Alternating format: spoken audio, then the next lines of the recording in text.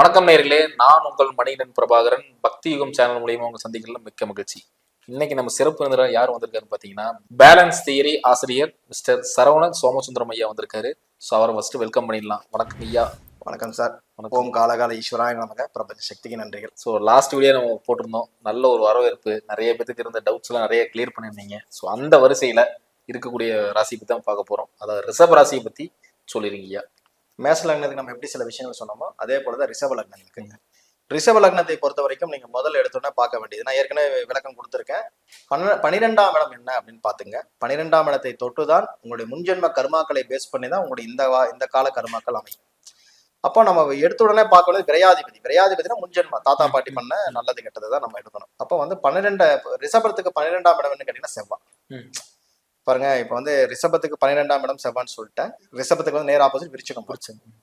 சரிங்களா? இது ரெண்டுக்குமே வித்தியாசங்கள் இருக்கு. அதாவது ஒரு விரையாதிபதி யாரோ ஒரு லக்னத்துக்கு நல்லதும் ஒரு லக்னத்துக்கு கெடுதல் தான் பண்ணும். சரிங்களா? அதனுடைய அடிப்படையில் தான் இப்ப நம்ம சொல்றது எல்லாமே. ஏன்னா இது அப்படியே எடுத்து நான் நேற்று மேஷ லக்னத்தை சொன்னேன். அந்த மேஷ லக்னம் சார்ந்த விஷயங்களுக்கு அப்படியே நீங்க வந்து மகர லக்னத்துக்கு போட்டீங்கன்னா வராது. அவருக்கும் குரு விரையாதிபதி தான். அது வேற இது வேற. ஏன்னா நம்மளுடைய மூல நூல்கள் சொல்லப்பட்ட ரூல் வந்து என்னன்னா, உயிர் வீடு பொருள் வீடும் பிரிச்சுட்டாங்க. இது ஸ்ட்ராங்கா பிரிச்சிருக்கிறாங்க. இது வந்து எந்த ஒரு இடத்துலயுமே ஆசிரியர்கள் சொல்லி தரல. அது அப்படியே வழியா மறைக்கப்பட்டு விட்டு ஒரு குறிப்பிட்ட ஆட்களுக்கு மட்டும் தான் போய் சேர்ந்தது. அதை தான் நம்ம டெவலப் பண்ணி கொண்டு வந்திருக்கோம். அதனுடைய அடிப்படையில பார்க்கும்போது இந்த ஒவ்வொரு லக்னத்துக்குமே குரு வந்து மேசத்துக்கும் ஒரே மாதிரி, நம்மளுடைய மகரத்துக்கு ஒரே மாதிரியான எடுக்கக்கூடாது. அதே போலதான் இப்ப நான் சொல்லக்கூடிய ரிஷபத்துக்கு சொன்னதை வச்சு செவ்வாய் வந்து 12ஆம் அதிபதியா வருவாரு. அது செவ்வாய் என்பது உயிர் வீடு. செவ்வாய் என்பது உயிர் வீடு. அப்ப அது உயிர் விரயத்தை சொல்லக்கூடிய இடம், பொருளாதார விரயத்தை சொல்லல. புரியுதுங்களா? இப்ப நீங்க என்ன எடுப்பீங்கன்னா, செவ்வாய் திசை வந்தாலே நம்ம வந்து லாஸ் ஆயிடுவோம் அப்படின்னு நீங்க எடுக்கக்கூடாது. லாஸ் இருக்கு, உயிர் காரகத்தில் லாஸ், பொருளாதார காரகத்துல இல்லை. புரியுதுங்களா?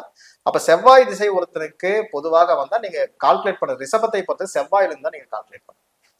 அப்ப செவ்வாய் வந்து இந்த ஜாதகருக்கு பொருளாதாரத்தை கொடுப்பார். உயிர் விரயம் தான் சொல்லுது, பொருள் விரயத்தை சொல்லல. அதை வந்து புரிஞ்சுட்டீங்கன்னா ரொம்ப ஈஸி. சார் விரையாதிபதி திசை சார் பயப்பட வேண்டிய அவசியம் இல்லை. அந்த செவ்வாய் வந்து பொருளாதார விரயத்தை கொடுத்தால் கூட உங்களுக்கு லாபமான இடத்துல தான் கொடுப்பாரு. ஒரு வீடு வாங்கினேன் சார், ஒரு இடம் வாங்கினேன் சார், என் பையனை படிக்க வச்ச சார், இந்த மாதிரி சுப செலவுகளாகத்தான் கொடுப்பாரே தவிர விரயம் என்ன தெரியுமா, அவங்க கையை விட்டு போச்சு, ரிட்டர்ன் வரலன்னு அர்த்தம். ஏமாத்திட்டாங்க. அது எதுக்கோ ஒரு இடத்துல வந்து உங்களுக்கு எந்த கிரெடிட்டும் இல்லாமல் போகுது. நான் ஒரு வாட்ச் வாங்கினா அது காசு, அது விரயம் கிடையாது. இது கமிட்மெண்ட், என்னுடைய தேவை, என்னுடைய நீடு, இதுக்காக நான் வாங்கியிருக்கேன். இது செலவு தான், இது சுப செலவு. என்கிட்ட பொருள் ஈக்குவலான ஒரு பொருள் இருக்கு. ஆனா விரயம் என்ன தெரியுமா, நீங்க கொடுத்தீங்கன்னா கை விட்டு போயிருக்கு. கொடுத்துட்ட திரும்ப வந்தா உண்டு, இல்லைன்னா அது விரயம். எந்த ஒரு கிரெடிட்டும் அது உங்களுக்கு கிடைக்கலன்னு அர்த்தம். ஸோ அதனுடைய அடிப்படையில பார்க்கணும்.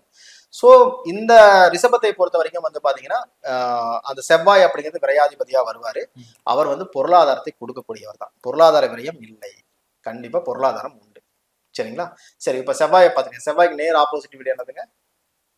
சுக்கிரன். பாத்தீங்க, செவ்வாய் வந்து பொருளாதாரத்தை கொடுத்தால் செவ்வாய், ராகு, குரு, சனி, புதன், கேது, சுக்கிரன் பொருளாதாரத்தை கொடுக்க மாட்டாங்க. நேர் ஆப்போசிட் வீடு. ஓகே, புரியுங்களா? இதை தெளிவா புரிஞ்சுக்கணும். நான் அதான் திரும்ப சொல்ல, ஒரு லக்னத்துக்கு நீங்க திசைகளை எப்படி ஆய்வு பண்றீங்கிறத பொறுத்துதான் உங்களுடைய ஜாதகங்கள் மாறும். நான் மறுபடியும் இங்க முதல்ல இருந்தே வரேன். செவ்வாய் கொடுத்துட்டாரு. இப்ப இங்க நீங்க பார்க்க வேண்டிய இடம் வந்து பாத்தீங்கன்னா, ரிஷப லக்னத்தை பார்த்து சொன்னேன், மேஷ லக்னத்தை சொல்லியிருந்தேன். நம்ம பேசும்போது பேசியிருந்தோம். என்ன சொன்னோம்னா, மேஷ லக்னம் என்பது குரு வந்து விரயத்தை கொடுப்பாருன்னு நான் அதே நேரத்து பேசும்போது சொல்லியிருப்பேன். ரிஷபத்துக்கு அவர் நல்லது பண்ணுவாருன்னு சொன்னேன். கரெக்டா? ஏன் நல்லது பண்றாரு? 8ஆம் இடம் அப்படிங்கிற ஒரு பாவத்தையும் தன் ரிஷபம் கையில வச்சிட்டு இருக்கு, 11ஆம் இடத்தையும் கையில வச்சிட்டு இருக்கு. 11ஆம் இடம் என்பது லாபஸ்தானம். என்ன லாபம்? பொருளாதார லாபம். அப்போ ரிஷபத்துக்கு வாழ்க்கையில் முன்னேற்றம் அடையணும்னா அவருக்கு குரு திசை சிறப்பாக இருக்கு. சூப்பர். புரியுதுங்களா? இப்ப வந்து சொல்லுவாங்க, சார் ரிஷபத்துக்கும் குருவுக்கும் ஆகாதே சார், சுக்கிரனுக்கும் குருவும் அசுரகுரு, தேவகுரு, பகைஸ்தானாதிகள் எப்படி சார் கொடுக்கணும்னா கொடுப்பார். அவர் தான் கொடுப்பார். உங்களை காப்பாத்தம்னா குரு தான். ரிஷப லக்னத்தை காப்பாத்த பிறந்தது எதுனா குரு தான். சுக்கிரன் கொடுக்க மாட்டான்னு சொன்னா, செவ்வாய் கொடுத்தாருன்னா சுக்கிரன் கொடுக்க மாட்டான்னு சொன்னேன். சுக்கிரன் கொடுக்கலன்னா குரு கொடுக்கணும். ஏன்னா ரெண்டு பகைஸ்தானாதிகள். செவ்வாய் சனிக்கு ஒன்று நேற்று பேசும்போது சொன்னா, செவ்வாய் என்ன பண்றாரோ சனி மாத்தி பண்ணுவார், சனி என்ன பண்றாரோ செவ்வாய் மாத்தி பண்ணுவார்னு சொன்னேன். சேம் வே இங்க செவ்வாய் கொடுக்குறாரு. செவ்வாய் கொடுத்தாருன்னா சுக்கிரன் கெடுத்துருவாரு. அப்ப சுக்கிரன் கெடுத்தாருன்னா யார் கொடுப்பாரு? இவரோட பகை ஸ்தானாதிபதி யாரு? குரு தான் கொடுக்கணும். புரியுதுங்களா? எப்படி கொடுக்குறான்னு தெரியாது, லாஜிக் தான். இந்த லாஜிக்கை புரிஞ்சுக்காம தான் நம்ம தப்பு பண்ணிக்கிட்டே இருக்கோம் திரும்ப திரும்ப. புரியுதுங்களா? செவ்வாய் பொருளாதார விரயம் இல்லை, உயிர் விரயம் தான். சோ பொருளாதாரம் உண்டு. அதுக்கு நேர் எதிர் வீடான துலாம் பொருளாதாரத்தை கெடுப்பாரு. சுக்கிரன். அப்ப சுக்கிரன் கெட்டு போயிட்டானா அவரை காப்பாத்தக்கூடிய, சுக்கிரன் கெட்டு போயிட்டாரு, ஓ இவன் கெட்டு போயிட்டானா அப்படின்னு குரு இவன் என்ன பண்றாரோ ஆப்போசிட்டா தான் குரு பண்ணுவார். அவர்தான் பகைஸ்தானாதிபதி. பகை கிரகம் என்ன, நீ என்ன பண்ணாலும் நான் மாத்தி பண்ணுவேன், நீ தப்பு பண்ணா நான் நல்லது பண்ணுவேன், நீ நல்லது பண்ணா நான் தப்பு பண்ணுவேன். அப்போ சுக்கிரனே கெட்டு போயிருக்கிறாரு. அப்ப இவருக்கு எப்படி இருக்கும் குரு? இன்னொன்னு 11ஆம் இடம் என்ன வீடு? பொருளாதார வீடு. நம்ம கான்செப்ட்ல அது இரட்டைப்பட ராசிலாம் பொருளாதார வீடு. லாபம் எதுல இருக்கு? 11ஆம் இடம் வந்து பொருளாதார லாபம் ஜாதகருக்கு நன்மையை செய்யும். ஆனா 8ங்கிற ஆயுள் கண்டம், 8ங்கிற கூடிய ஒரு ஒரு சங்கடம், சச்சரவு, ஒரு விபத்து, ஒரு மன ரீதியான போராட்டங்கள், ஏதாவது ஒரு இடத்துல அவமானப்படுது, அது நடக்கும். அது காரக ரீதியா வரும், அந்த பாவ ரீதியாக வரும். ஆனால் பொருளாதாரத்துக்கு உங்களுக்கு கஷ்டத்தை கொடுக்க மாட்டாரு. தடை இருக்காது இல்லைங்களா? சூப்பரா இருக்கும் சார் அப்படின்றோம். குடும்ப ரீதியான சச்சரவுகளை கொடுத்துரும். ஏன்னா 7க்கு அது 2ஆம் இடம். புரியுங்க? 7க்கு 2ஆம் இடங்கிறப்போ குடும்ப ரீதியான சச்சரவுகளை கொடுக்குமே தவிர பொருளாதாரத்தை கை வைக்காது. அதனால சொல்ல, இப்ப குரு கொடுத்துட்டாரா, இப்ப சனி திசை வருதுன்னு வச்சுக்கோங்க, கவனமா இருக்கணும். ஏன்னா இந்த ரிஷபத்துக்கு பாதகாதிபதி யாரு? சனி. பொருளாதார பாதகம். பாதகம் நம்ம எடுக்கிறத விட அது என்ன ராசின்னு பாத்துக்கணும். அது பொருளாதார ராசி, பொருளாதார பாதகம். 10ஆம் இடம்ங்கிறது உயிர் வீடு. அப்ப அடிமை தொழில் தான், சொந்த தொழில் பண்ண முடியாது. காசு போட்டு பிசினஸ் டெவலப் பண்ற அத்தனை பேர் ரிஷப ராசி கெட்டு போனா சனி திசையில செக் பண்ணிக்க. குரு திசையில நல்லா இருந்தேன் சார், ஆனா சனி திசை வந்தோடனே என்ன சார் 9, 10 தர்ம கர்மாதிபதி, நான் வந்து நல்லா இருந்திருக்கணும், எனக்கு எதுவுமே பண்ணலையே, ரொம்ப பிரச்சனை சார், கையில் இருக்கிற காசு கரைஞ்சிருச்சு சார் அப்படின்னு சொல்றவங்க ரிஷப ராசிக்காரர், ரிஷப லக்னத்துக்காரர். ஏன்னா அது பொருளாதார பாதக ராசி. அப்ப பொருளாதாரத்தை பாதகம் செய்யாமல் லாபத்தை அது கொடுக்காது. நீங்க சம்பாதிச்சேன்னு சொன்னா கூட ஒரு பகுதி போய் இன்னொரு பகுதி தான் கிடைச்சிருக்கும். அப்ப ஈவன் தான் ஆகுமே தவிர நீங்க நான் 100 ரூபாய் 110 ரூபாய் சொல்லவே முடியாது உங்களால. சோ ரிஷபராசி காரணங்க, ரிஷப லக்னத்து காரணங்களும் பொதுவாக சனி திசை வந்தா கொஞ்சம் கவனமா இருக்கும். புரியுங்களா? அப்ப குரு கொடுக்குறாரு, சனிக்கு எடுக்கிறாரு. இப்ப சனிக்கு எடுத்தா நம்ம ராகு, சனியும் ராகு ஒரே மாதிரி, ராகு திசை கொடுக்காது, ராகு திசை கொடுக்காது. அப்ப ராகு திசையில கவனமா இருக்கணும். நீங்க நல்லா பாருங்க, குரு திசையில ஜெயிச்ச ரிஷபராசிக்காரனை போய் கேளுங்க, ரிஷப லக்னத்துக்காரனை போய் கேளுங்களேன், சார் ராகு திசையில எல்லாம் ரொம்ப கஷ்டப்பட்டு தான் சார் வந்தேன், என்ன பண்ணாலும் சிரமம் சார் அப்படின்னு சொல்லுவாங்களா ரிஷப லக்னத்துக்காரன். புரியுதுங்களா? அப்ப குரு சனி. இப்ப சனி கொடுக்கலாம், நம்ம என்ன சொல்லியிருக்கோம், புதனும் கொடுக்க மாட்டார். 2 நட்பு, அதிநட்பு கிரகங்கள். அதிநட்புன்னா நல்லதெல்லாம் எடுக்கக்கூடாது. இவர் என்ன பண்றாரோ சப்போர்ட் பண்ண, வாடா நம்ம போய் கஞ்சா அடிக்கலாம், வா நானும் வர்றேன், நம்ம கோயிலுக்கு போலாம், வா நானும் வர்றேன்.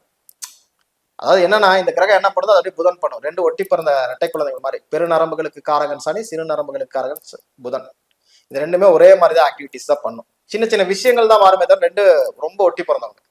அப்ப சனிக்கு எடுத்தாருன்னா புதனுக்கு எடுப்பாரா, கவனமா இருக்கணும். புதன் திசை கண்டிப்பா மைனஸ். குரு திசையில ஜெயிக்கக்கூடியவங்க பின்னாடி வரக்கூடிய திசையில் ரொம்ப கவனமா இருக்கணும். நீங்க தொழில் பண்றான்னு போய் லாக் ஆனீங்கன்னா உங்களை மாதிரி லாஸ் ஆகிறதுக்கு ஆளே கிடையாது. நல்லா புரிஞ்சுக்கணும். அப்ப நான் தொடர்ந்து லாஸ் ஆகணும், தொடர்ந்து லாஸ் ஆக மாட்டீங்க. சொல்றதை செஞ்சீங்கன்னா தப்பிச்சிடுவீங்க. டெவலப் பண்ணாதீங்க, இருக்கிறத மட்டும் வச்சு ஓட்டணும். நான் போய் ஒரு 50 லட்ச ரூபாய் கடன் வாங்கி நான் பெருசா தொழில் பண்றேன்னு பண்ணீங்கன்னா லாஸ். அந்த திசை கொடுக்காது. கொடுத்த திசை என்னைக்குமே உங்களுக்கு கெடுக்கவே கெடுக்காது. ஒரு கிரகம் கொடுத்தது அந்த கிரகம் கெடுக்கவே கெடுக்காது. கொடுக்காத விஷயம் தேடி இன்னொரு திசையில போறீங்களா, அங்கதான் லாக் ஆவீங்க. அப்போ குரு வந்து இங்க கொடுத்துட்டாரு, சனி கொடுக்கல, புதனும் கொடுக்கல. சரியா? கேதுங்கய்யா, அத வர இப்ப செவ்வாய் சொல்லணுமா, செவ்வாயை போன்றவர் கேதுவா சொன்னமா, நேத்து சொன்னா அதே லாஜிக். செவ்வாய் கொடுத்தானே கேது கொடுப்பார மாட்டாரா? நல்லா பாத்துங்க, ராகு கேது, ராகு கொடுத்தா கேது கெடுப்பார், கேது கொடுத்தா ராகு கெடுப்பார் சொல்லியிருப்போம். இப்ப இங்க ராகு கொடுக்கலையா, கேது கொடுப்பாரு. செவ்வாயை போன்றவர் கேது, செவ்வாய் கொடுத்தா கேது கொடுத்துறாரு. இது லாஜிக். நீங்க ஜோதிடம் எல்லாம் இவ்வளவுதான். நீங்க வந்து நிறைய படிக்கிறதுக்கு இருக்கு. நான் வந்து சிம்பிளா சொல்லல, நீங்க ஈஸியா புரிஞ்சுக்க வேண்டிய இடம் இதுதான். கேதுவை போன்றவர் செவ்வாய், செவ்வாயை போன்றவர் கேது, ராகுவை போன்றவர் சனி, சனியை போன்றவர் ராகு சொல்றோம் இல்லையா, இந்த திசைகள் இப்படிதான் வேலை செய்யும். இதுல வந்து இருக்கக்கூடிய ஸ்தானத்தை பொறுத்து கொஞ்சம் மாறும்போது கொஞ்சம் முன்ன பின்ன அப் அண்ட் டவுன்ஸ் இருக்குமே தவிர மொத்தத்துல வந்து பெரிய லாபத்தை நீங்க மனசார சந்தோஷமா நீங்க பாத்துற முடியாது அப்படிங்கிறத மட்டும் புரிஞ்சுக்கணும். சரியா? இப்ப வந்து நான் சொல்றேன், குரு வந்து கொடுத்துட்டாரு, சனி புதன் கொடுக்கல. ஏன்னா சனிக்கு குருவுக்கு நேர் ஆப்போசிட் வீடு தான் புதன். அப்ப குரு கொடுத்தா புதன் கெடுப்பாரா, நான் சொல்லியிருக்கேமா? அப்ப புதன் கெடுத்தாரா? சனி ஆஸ் பர் ரூல் படி நார்மலான ஜாதகம் தான், பெரிய லெவல லாபத்தை கீழே கொண்டு போகாட்டி கூட பெரிய லாபத்தை கொடுக்க மாட்டார். சனிக்கு அப்புறம் என்ன திசை வரும்? புதன் திசை. சரி, குரு சனி புதன் வந்துட்டாரு. அதுக்கப்புறம் கேது வருவாரு. கேது வந்தா என்ன ஆகும்? கேது செவ்வாயை போலதான், அவரும் நார்மல் தான். அதனாலதான் சில ஜாதகங்கள் வந்து படுத்துச்சுன்னா ஒரே அடியா படுத்துரும். ஏதாவது ஒரு அடிஷன்ல போய் லாக் ஆகுறது, வேலை செய்யாம இருக்கிறது, இந்த மாதிரி விஷயங்கள். இது வந்து முழுசா உங்களுக்கு கெடுக்காது. இந்த கேது வந்து என்ன சார் 3 திசை கெடுக்கணும், கெடுக்காது. பெரிய லாபத்தை எதிர்பார்க்காதீங்கன்னு சொல்ல வரேன். சரிங்களா? சில டயத்துல வந்து அது சூட்சமத்துல சில விஷயங்கள் வந்து பாத்தீங்கன்னா நம்ம சொன்னோம்ல, அந்த வீடுகள் மாறி உட்காரும் போது ஒரு லாபத்தையும் கொடுத்துட்டு போகும் சொல்லலாம். அதை பார்க்கணும். அதான் சொல்ல, ஜோதிடத்தில் விதி இருந்தால் விதிவிலக்கு ஒண்ணு இருக்கும். அதோட அடிப்படையில சிலதை பார்க்கணும். ஆனா 90% 95% ஜாதகம் இதுதான் வேலை செஞ்சுட்டு இருக்கு இன்னைக்கு வரைக்கும். சில ஜாதகங்கள் அதை தாண்டி மீறி வேலை செய்யும் போது தான் நம்ம சொன்ன அந்த எக்ஸ்ட்ரா அந்த ரூல்ல போய் உட்கார்ந்துருக்கான்னு மட்டும் பாத்துக்கணும். சரிங்களா? இப்ப கேது முடிஞ்சு சுக்கிரன் வந்தார். சுக்கிரன் என்ன சொன்னா, செவ்வாய் கொடுத்தாருன்னா சுக்கிரன் கெடுத்துருவாரு. கெடுத்துட்டாரா? அப்ப சூரியன் வருவாரு. சனி கொடுக்கலாம், சூரியன் கொடுத்துருவாரு. மேச கொடுக்காதுன்னு சொன்னோமா, இங்க சூரியன் கொடுக்குறாரு. சரிங்களா? இப்ப சந்திரன் குரு கொடுத்தா குரு சனி புதன் கேது கொடுத்துருவாரு. கேது கொடுத்தாரா? நான் சொன்ன ரூல்ல வந்துருச்சா? குரு கொடுத்தால் அங்க குரு கெடுப்பாரு, மேசத்துல கேதுவும் கெடுப்பாரு, சந்திரன் கொடுப்பாருன்னு. இங்க குருவும் கொடுப்பாரு, கேதுவும் கொடுப்பாரு, சந்திரன் கெடுப்பாரு. சந்திரசே கவனமா இருக்கும். புரியுதுங்களா? ஏன்னா அங்க சனியும் புதனும் கொடுக்காத 2 கிரகம் அந்த சந்திரன் வீட்டுல இருக்கு. புரியுதா? நான் இந்த இடத்துல சொல்ல புரியுதுங்களா? சோ இந்த மாதிரி லாஜிக் எடுத்து பார்க்கணும். அப்போ விரையாதிபதி செவ்வாய் ரிஷப லக்னத்தை பொறுத்தவரைக்கும் ரொம்ப ஷார்ட் அண்ட் ஸ்வீட்டா சொல்லணும்னா, செவ்வாய் கொடுப்பார். சரிங்களா? ராகு கொடுக்க மாட்டார். சரிங்களா? குரு கொடுப்பார், சனி கொடுக்க மாட்டார், புதன் கொடுக்க மாட்டார், கேது நியூட்ரல் தான், சுக்கிரன் சூப்பரா இருக்கும். சரி, சுக்கிரன் கொடுக்க மாட்டார், சூரியன் கொடுத்துருவார், சந்திரன் கவனமா இருக்கும். அப்போ இவங்க மெயினா புடிச்சுக்க வேண்டிய கிரகம் வந்து குருவை புடிச்சுக்கணும். குருவும் கேதுவும் ரொம்ப சிறப்பான ஒரு ஜாதக அமைப்பு இந்த ரிஷப லக்னத்துக்கான. இவன் லைஃப்ல முன்னேறணும்னா ஒண்ணு குரு சாரத்துல ஒரு கிரகம் நிக்கணும், குரு வீட்டுல நின்று ஒரு கிரகம் திசை நடத்தணும், இல்ல கேது சாரத்துல இருக்கணும், இல்ல கேது வீட்டுல நின்று சரி கேது கூட சேர்ந்தாவது இருக்கும். அந்த குரு புத்தி நடக்கும்போது கூட கொஞ்சம் எஃபெக்டிவா இருக்கும். வரும், எல்லா திசைக்கும் இந்த புத்திகள் வேலை செய்யும். சரிங்களா? இது வந்து சார் குரு வந்து எனக்கு மைனஸா இருந்தாலும் கூட இந்த இடத்துல கோச்சாரத்துல கொடுத்துட்டாருன்னா காரணம் உங்க ஜனன ஜாதக ரீதியாக இது பிக்சடு. சரிங்களா? மினிமம் கேரண்டிங்கிற மாதிரி இந்த மினிமம் கேரண்டி இருக்கும். அதனாலதான் இந்த புத்தி வந்தா நீங்க ட்ரை பண்ணுங்கப்பா, கிடைச்சிரும். அது எந்த பாவத்து கூட கனெக்ட் இருக்கோ அந்த பாவ ரீதியான வேலைகள் செய்யும்போது கனெக்ட் ஆகி ஜெயிச்சிருவீங்க. 4ஆம் இடத்துல சார் ஒரு கையில கொஞ்சம் காசு இருக்கு, ஏதோ கொஞ்சம் கடன் வாங்கி ஒரு வீடு வாங்கிடலாமான்னு கேட்பேன். திசாபதி நல்லா இருக்காது, ஆனா அந்த குரு பீரியட்ல வரும்போது கேட்டானா, தம்பி கொஞ்சம் ட்ரை பண்ணு, கடன் வாங்கியது வாங்கிடு, ஆயிடும். கரெக்டா அந்த பீரியட்ல தான் போய் பண்ணுவாங்க. சோ இந்த ஜாதகத்துக்கு சில விதிகள் உண்டு, அந்த விதிகளை கரெக்டா பிக்ஸ் பண்ணணும். இதுக்கு சில உதாரண ஜாதகங்கள்லாம் இருக்கு சார். பெரிய பெரிய நடிகர்களோட ஜாதகம் இருக்கு, ரொம்ப வெள்ளி விழா கொண்டாட்டி காணாம போன ஜாதகங்கள்லாம் இருக்கு. சரியா? அதெல்லாம் ஏன் தொடர்ந்து ஒரு 20 வருஷம் படுத்தாங்கன்னா இதுதான் ரூல். புரியுதுங்களா? அதுக்கப்புறம் மறுபடியும் வந்துட்டாங்க. சரிங்களா? அதெல்லாம் நீங்க வந்து புடிச்சுக்கணும். இதெல்லாம் வெளியே சொல்ல முடியாது சில விஷயங்களை, அதை நான் சொல்றேன். அப்போ அந்த மாதிரி விஷயங்கள் எல்லாம் நீங்க பாத்தீங்கன்னா மட்டும்தான் ஜெயிக்க முடியும். என்னன்னா இது சனி நல்லாதான் இருக்காரு, 10ஆம் அதிபதி 9ஆம் அதிபதி ரிஷபத்துக்கு நல்லாதான் இருக்காரு, நல்லாதான் இருப்பீங்க, நான் என்னன்னு சொல்ல, செலவுகளுடன் கூடிய வரவுகள், அவ்வளவுதான். உங்களை முழுசா நான் கெடுக்கும் சொல்ல. நாங்க இதுல திதி கான்செப்ட் மிக்ஸ் பண்ணுவோம். திதினா செல்வ நிலைன்னு சொல்லுவோம். அந்த செல்வ நிலையும் பாதிக்கப்பட்டு இந்த திசைகளும் வரும்போது டோட்டல் வாஷ் அவுட். செல்வ நிலை நல்லா இருக்கு, உங்க திதி வந்து நல்லா இருக்கு, உங்க திதி வந்து செல்வத்தை கொடுக்கணும்னு வந்துருச்சுன்னா இது வரவுடன் கூடிய செலவா மாறிடும். அதான் சொல்ல, ஒரு ரூல்ல ஜோதிடம் பார்க்க முடியாது, ரெண்டையும் மிக்ஸ் பண்ணணும். என்னன்னா நீங்க நீ பாட்டு சொல்லிட்டு போயிட்டா சனி திசை கெடுக்கணும், சனி திசை சம்பாதிச்சுதான் இருக்கேன், எவ்வளவு செலவு பண்ணன்னு கேளுங்க. என் குழந்தைய படிக்க வச்சேன், ஒரு குழந்தை கல்யாணம் பண்ணேன், ஒரு சொத்தை ஒருத்தருக்கு பிரிச்சு கொடுத்தேன், ஒருத்தருக்கு தான தர்மம் கொடுத்தேன், சம்பாதிச்சுதான் இருப்பாரு, அதே நேரத்துல கையை விட்டு போயிட்டு இருக்கும். அது வந்து ஒரு பேரா கொடுத்துட்டு இருக்கும். சரிங்களா? இது திதி நல்லா இருக்கிறதுனாலதான். திதி நல்லா இல்லைன்னா உங்க செல்வ நிலை இங்க 0 ஆயிடும்.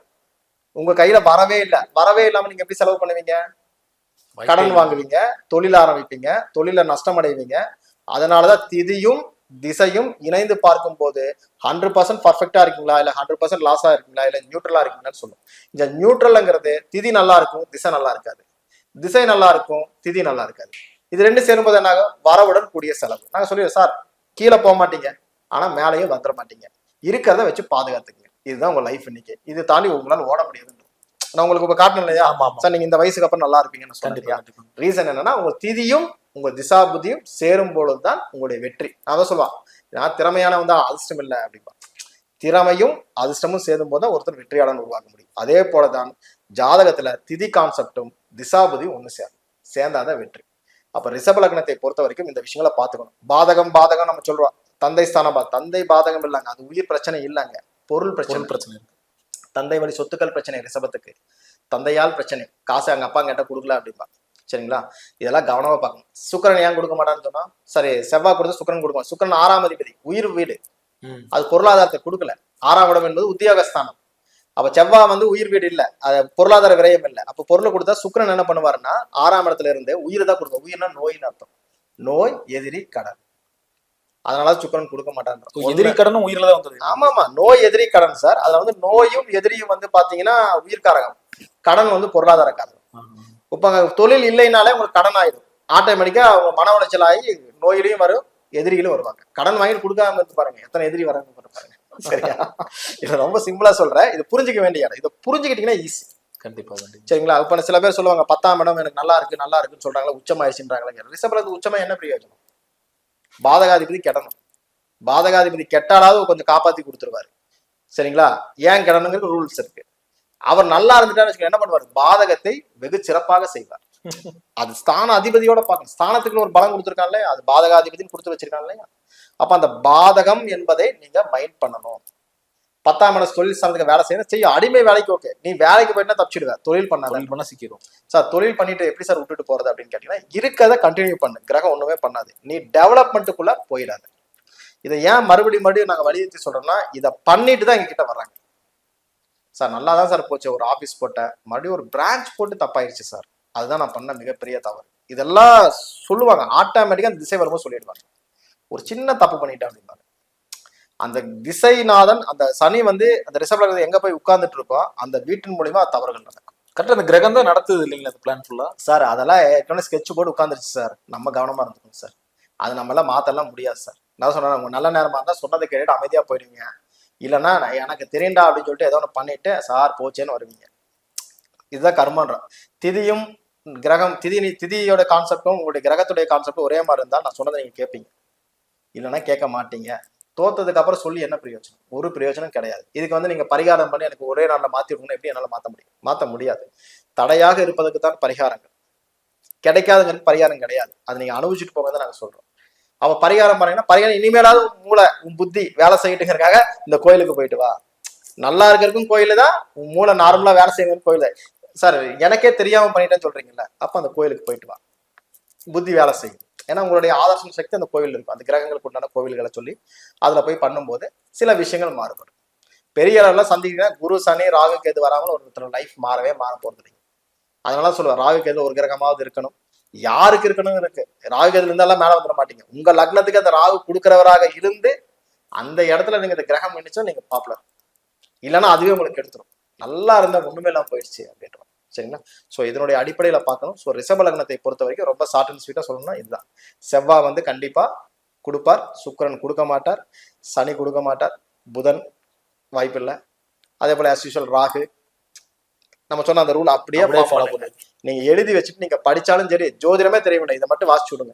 இது நமக்கு நடக்குதா டிக் பண்ணிக்கலாம். எப்படி நீங்க கடந்து வந்திருப்பீங்களா? 2 திசையாவது கடந்து வந்திருப்பீங்களா? ஒரு 3 திசை கடந்து வந்திருப்பீங்களா? டிக் பண்ணி பாருங்க, அடுத்த திசை எப்படி நீங்க சொல்லிடுவீங்க. கண்டிப்பா. புரியுதுங்களா? பாக்குறவங்களும் சொல்லிடுவாங்க, சார் நீங்க சொன்ன மாதிரி 2 திசை இப்படிதான் இருந்துச்சு, அப்ப 3ஆவது திசை இப்படிதான் இருக்குன்னு நம்புறேன். 4ஆவது திசை நம்ம கேட்க மாட்டேன். அவர் சொல்லுவாரு, எனக்கு இப்படி இருக்குடா, உனக்கு இப்படிதான் இருக்கு, டிக் பண்ணிடுவாரு. சரியா? இது நடக்கும். ஏன்னா இயற்கையோட விதியை நம்மளால மாத்தவே முடியாது. காரண காரியங்கள் மாறுமே தவிர இங்க ஜோதிடத்தில் சொல்லப்பட்ட ரூல் எங்கேயும் மாறினது. இது தெரியாம என்ன வேணா நம்ம பேசலாம். எனக்கு கிடைச்ச வரைக்கும் நான் பார்த்த ஜாதகங்கள் இந்த அமைப்பு தான் இருக்கு. Super super sir. அதாவது ரொம்ப டீட்டெயிலா சொல்லியிருந்தீங்க. ஏன்னா நிறைய பேருக்கு இந்த டவுட், எனக்கு குருவோட டவுட் தான் அதிகமா இருந்துச்சு. குருவே வந்து ஒரு விஷயம் பண்றாரு அப்படின்னா அது பெரிய விஷயம் இருக்கு. அது ரிஷப லக்னத்துக்கெல்லாம் வந்து பாத்தீங்கன்னா என்ன சொல்ல 100% ஆப்போசிட்டான குரு. அவர் எப்படி நல்லது பண்ணுவார்? நிறைய ஜாதகம் சொல்ல முடியும், அதை புரிஞ்சுட்டீங்கன்னா சொல்ல முடியும். கண்டிப்பா. இதே துலா லக்னத்தை மாத்தி சொல்லுறேன். சரியா? அது காரண காரியங்கள் உண்டு, அது சொல்றேன் நான் வந்து அது வரும்போது நான் சொல்றேன். கண்டிப்பா கண்டிப்பா. நேயர்களே, இந்த வீடியோ உங்களுக்கு பிடிச்சிருக்குன்னு நம்புறேன். ஏன்னா ரொம்ப சுவாரஸ்யமா இருந்தது, நீங்க ரொம்ப டீட்டெயிலா கேட்டிருப்பீங்கன்னு நினைக்கிறேன். ஸோ இதே மாதிரி காணொலி வந்து அடுத்தடுத்து வரும். ஸோ அதுவரை உங்களிடம் விடைபெறுவது உங்கள் மணிகண்டன் பிரபாகரன். நன்றி, வணக்கம். வணக்கம் ஐயா. நன்றிங்க. வாழ்க வளமுடன்.